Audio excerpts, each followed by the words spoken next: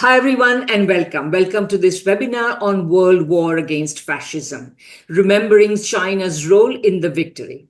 It's organized by the Friends of Socialist China and the International Manifesto Group.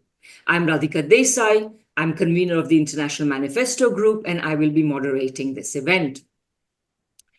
On the 3rd of September this year, Beijing put on the most impossibly perfect military parade seen in recent history, or perhaps even in history, as the government of the People's Republic of China celebrated 80 years since Chinese, Korean, Mongolian, and largely communist-led resistance forces scored their heroic victory against Japan in the World War against fascism. In the Western press, one could detect three main strands of commentary. The Western neoliberal establishment, which is in power in nearly all Western countries except the United States, could only protest impotently as their Eurocentric narratives about the Second World War having been won by European and US forces were displaced. They could only scoff unconvincingly as the People's Republic of China made its rightful claim to be considered the leading force behind victory in the Pacific theater of the greatest war humankind had suffered. Russia, the successor state to the Soviet Union, had also made its own equally rightful claim regarding the European theater just months earlier, an event which we also commemorated here on the International Manifesto Group. The Western neoliberal establishment had to endure these forces, having the temerity to insist on the fundamental historical point that it needed communist forces to win the war caused by capitalism and its imperialism, and that without these communist forces, the homelands of capitalism would have succumbed to fascism. Worse, the US-led West had to look on aghast as China's military hardware, in many cases surpassing US weaponry technologically, paraded down Chang'an Avenue and across Tiananmen Square. And to top it all, they had nightmares about a new, fearsome international alliance being formed. Whereas the heads of state of all socialist countries were gathered there for the first time, the West could only fix its fearful gaze on Presidents Vladimir Putin and Kim Jong-un, flanking President Xi as his guests of honor, and President Pezeshkian standing not far behind.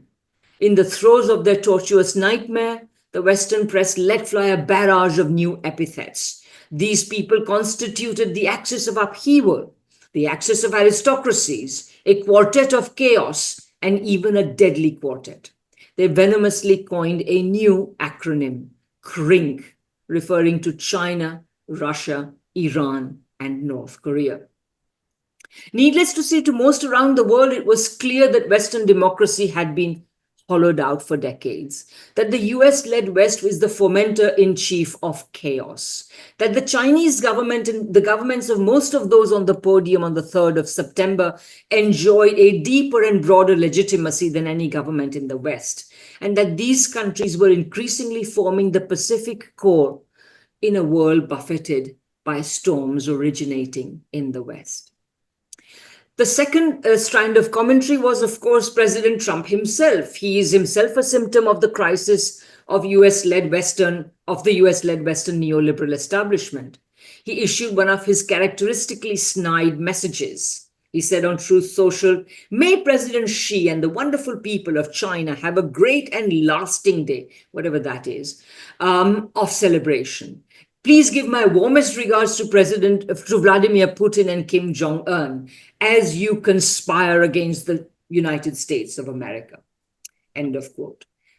Whether the occupant of the White House had anything serious to convey or was simply flying off the handle in his confusion is anybody's guess. What we do know is that he is caught between his desperation for a trade deal with China, the deal that alone stands in the way of the US's economic and the Republicans' electoral disasters, and his desire to appear to be the one thing he is not, namely in control. Finally, an academic undercurrent sought to downplay the Chinese communist role in the war. Even Harvard's Rana Mitter, who has done so much to contest Eurocentrism and bring the forgotten war in the Pacific to world attention, opposed communist Chinese claims. Historians would say that overall, he declaimed, the majority of the wartime effort, including the set battles, were actually fought by China's nationalists. He relied on little more than stereotypes about communism to dismiss the People's Republic's claims as mere self-aggrandizing propaganda. In this webinar, we need to uncover the realities of the communist role in defeating fascism because these realities are, well, realities. And because in a world where fascist forces are returning, recalling this has become more urgent than ever before. Just as in the interwar years, fascism today is simply the foaming crest of a wave of right-wing forces that has been rising throughout the neoliberal decades. In the homelands of capitalism and beyond, they are forming movements and parties and taking office municipally, provincially, and sometimes even nationally. Their growing strength was only underlined last weekend by the frightening gathering of 150,000 people in a Unite the Kingdom demonstration organized by fascist forces in the heart of London. These fascist or proto-fascist, you can take your nomenclatural pick, these forces are locked in a macabre tango with the neoliberal establishment of most Western countries. Both forces are committed to the preservation of today's senile, productively debilitated, financialized, predatory and speculative capitalism, which is fast losing legitimacy. Both combine force and fraud, though in differing emphases.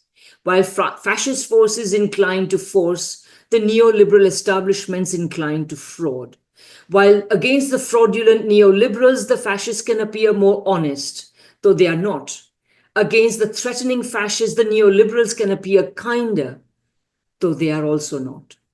Both involve inflicting the same intolerable economic system and political repression on the people at home. Meanwhile, abroad, a combination of war, sanctions, color revolutions, and the use of fascist proxies, as in Ukraine and Israel, seek to compel compliance with imperialism and form a world, imperialism from a world increasingly capable of refusing such compliance. Only well-organized and consolidated left forces can rise to the major economic, political, and cultural challenges of our time. How difficult that emergence still is today was demonstrated just recently by the disastrous split in Britain's nascent left-wing party, your party. Be that as it may, the construction of a viable and effective anti-imperialist left is the only way today, and setting the historical record straight is the first step towards it. I'm Michael Hudson. I'm appearing here for the International Manifesto group. If you like this video and ones like it, please subscribe.